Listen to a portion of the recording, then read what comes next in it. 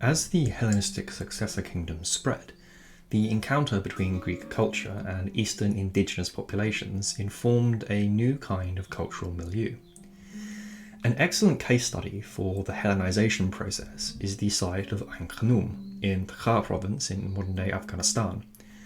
The city was occupied from around 280 BC and was likely founded by an earlier ruler of the Seleucid Empire, and served as a military and economic centre for the rulers of the Greco-Bactrian kingdom until its destruction in 145 BC. The city lay at the southwest corner of an open plain in the region of Bactria, and at the confluence of the Oxus, modern-day Amu Darya, and Koksha rivers, and it also appears to have been quite heavily fortified. It has pretty much everything we'd expect from a Greek colony, including a natural acropolis around 60 metres high towards the east, and alongside this a flourishing gymnasium and a theatre that seem to have occupied central spaces along with a temple and a podium, complete with an extensive propylaea and a residential area. As well as all of these typical designs, we also have some things here that we might expect not to be that Greek. For instance, there is a monumental palace along with a mausoleum for one of the previous kings that occupies a pretty prominent place in the landscape. But even more interestingly, for part of the construction of this, they appear to have used brick as a material, which is actually quite exceptional and in some ways is very un-Greek.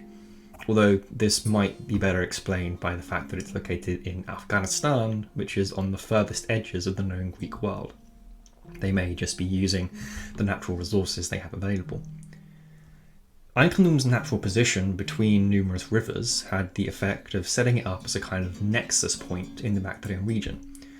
The terrain in Afghanistan is notoriously hard to navigate, and Ai Khanoum's position made it quite a significant outpost and a way station for travellers coming through the region.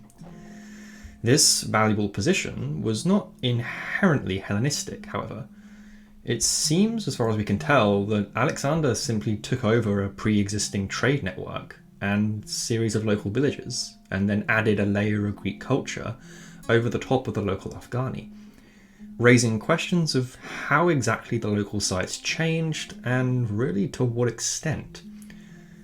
Another great site to study the influence of Hellenization is Nimrut Dagi, a 2,134 metre high mountain sanctuary and tumulus in southeastern Turkey, notable for its summit where a number of large statues were erected around what is assumed to be a royal tomb from the 1st century BC.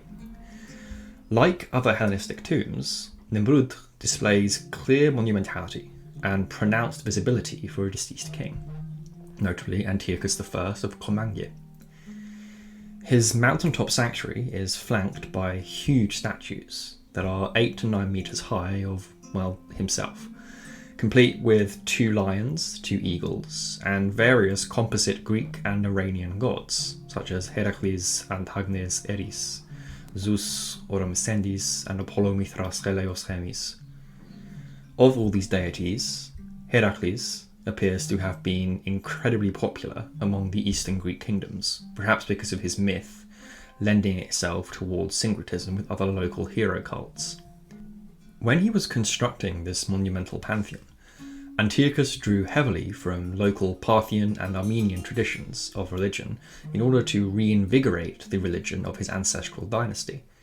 The statues appear to have once been seated, with the names of each god being inscribed on the base of them. At some point, though, the heads of the statues were removed from their bodies, and they are now scattered throughout the site, as you generally see today. The location of this site at the base of the Tigris and Euphrates rivers is clearly significant, and it appears to occupy a pretty strategic centre between Anatolia and the Aegean, which, as we've seen in this series, was an important area since the early Bronze Age. The pattern of damage to the statues and heads, mainly the noses, suggests that they were deliberately damaged. We have parallels from Egyptian statuettes as well. And the statues still haven't actually been restored to their original places yet. The site also preserves some stone slabs with bas relief figures that are thought to have formed quite a large frieze.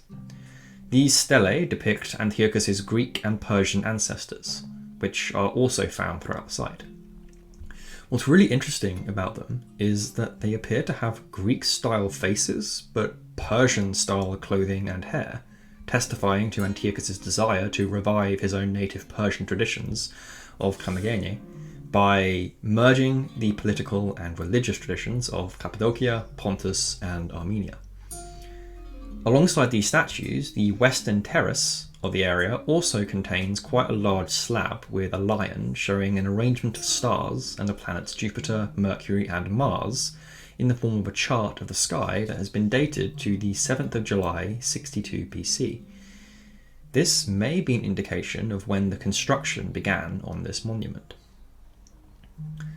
As time marched along in the Hellenistic world, however, the rising superpower of the Romans began to take notice.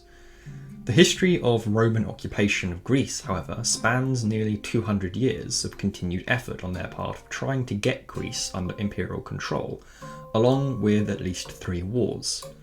Beginning around the 200s BC, the Second Macedonian War marked Rome's victory and influence over the Balkans. And while there doesn't seem to have been any formal military occupation, Rome did begin intervening in Greek political affairs from this date. This influence culminated in the Third Macedonian War between 172 and 178 BC, in which the Greek city-state of Corinth was completely sacked, bringing the region under Roman control. The final transition to imperial control, however, was accomplished in the context of the civil wars of the Triumvirate, mainly Pompey, Caesar, Octavian, and Antony, notably in the First Battle of Actium off the coast of Epidus in 31 BC, in which Octavian defeated Antony and Cleopatra. Following this, not only was the Roman Empire born and Octavian renamed to Augustus Caesar, Greece officially then became a Roman province under the name of Achaia. However, interestingly, Crete, Macedonia, and Thessaly were not counted as part of this administrative region for the Romans. Later on, even Epidus was made into a distinct province. As may be expected for such a turbulent period, archaeologically we are seeing a huge amount of evidence for warfare and social disruption towards the end of the Hellenistic period, in the form of things like land tenure and agricultural production zones. Along with the extensive movement of soldiers, such as colonists and foreign army veterans into Greece, we equally see some admin records of land confiscations increasing, and a notable rise in public and private debt, putting special strain on local economies, which localized elite families in an attempt to cement their influence. Geographically and politically, we have a fairly wide-ranging distribution of newly administered cities and leagues, each of which now had different statuses, legal roles, and titles in the new Roman government. This radically changed the importance and influence of certain historical sites. On Crete, for instance, Knossos was the historical capital and administrative centre in the Hellenic and Hellenistic periods. When the Romans invaded, though, Knossos actually mounted a resistance against them. Rather than sacking the entire area, in retaliation, when Rome finally cemented its rule, the imperial administration took the title of capital city away from Knossos and moved it to the south in Gortyna, which naturally triggered the decline of the once great city. On the whole, these policies were now defined by their title or legal role that was given and administered by Rome, not by any native Greek influence or ideas. Following archaeological surveying data, we also see substantial evidence for settlement pattern change in the Roman period. On the whole, settlements became much more centralised and nucleated, with the growth of larger states creating a disillusion of small land ownership. Equally, Roman landlords appear to have had a bit of a tendency to increase the separation that they had with their land. They would rarely live on the estate itself, but rather in the major cities, ensuring to build larger villas or elite residences to remind the locals of who was really in charge. This naturally created an increasing nucleation in larger rural communities following the abandonment of isolated farmsteads and rural homes. For a brief period of time in the late Roman era, this trend appeared to wane, and local officials did try to re-extend their influence, perhaps out of fear of losing control of the countrysides. Under Emperor Hadrian, however, is when the urban transformations truly got underway in Greece. Founder of the League of Greek City-States, known as the Panhelleon, Hadrian was a Philhellene, and he idealized the classical past of Greece. The Panhelleon League was set up, with Athens at its centre, to try and recreate the apparent face of a unified Greece of the 5th century BC, when the Greeks took on the Persian army, of course. It was primarily a religious organisation, and most of the deeds of institution, which we have relating to its own self-governing, signal this. Admission to the Panhelleon was subject to the scrutiny of one city's Hellenic descent. As part of his work, Hadrian extensively redeveloped and modernised Athens. He ended up renewing many of the policies and rebuilding many public buildings, such as the baths, the theatres, and he made an entirely new modelled agora. Interestingly, even though Hadrian admired Athens' past, he doesn't seem to have renovated the Tholos, or the political monuments originally related to the 50 tribes, instead choosing to focus on economic or public interest buildings such as the Odeon or various temples. His focus seems to have been on art and performance over and above politics. We can account for this as many of the high-level political decisions were actually no longer taking place in the agora at this time, but probably back in Rome or in the offices of local governors. Arguably the most important benefit that the Romans brought to Greece, though, were their roads. Roman roads were and still are infamous for their economic and inter-regional connections that brought extensive economic development. But an often unspoken part of Roman occupation was the change that they brought to religious expression. In classical policies, the city would often have a local temple, usually associated with their own political ideology or perhaps the ancestor of the founders, as well as controlling the hinterland around them with smaller temples to create a kind of cultic landscape. During the Roman period, however, this theme declined in favour of the Imperial Emperor cult. What was once local cults became increasingly appropriated by the cult of the empire, and we see this reflected in an increasing number of Roman statues and busts of rulers, usually deposited in temples. While local and rural cults didn't disappear entirely, they significantly decreased in activity during the Roman period. Augustus, for example, appears to have engaged in quite an extensive campaign of religious reconstructing throughout Greece, with statues and altars of his own imperial cult appearing all across the Roman province of Achaia. He even put one in nearly every major site in Greece.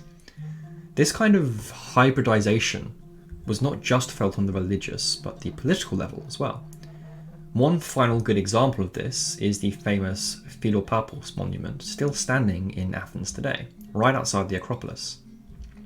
Philopappos was not originally Athenian, which by the classical period standards would have excluded him from holding any kind of political or monumental office or even representation in the city. But in his own Roman period lifetime, he was afforded a huge political monument right in the centre of the precinct area. Unlike the earlier Kanoumikos tombs, in which social differentiation was often lessened, the Philopappos monument is visible for miles around the Athenian countryside, a clear staple and sentiment of Roman rule. This is clearly a very different way of self-identification, especially in establishing tombs as a means of control to show populations where true power lies. So as always, thank you so much for watching, and I'll see you next week for another video.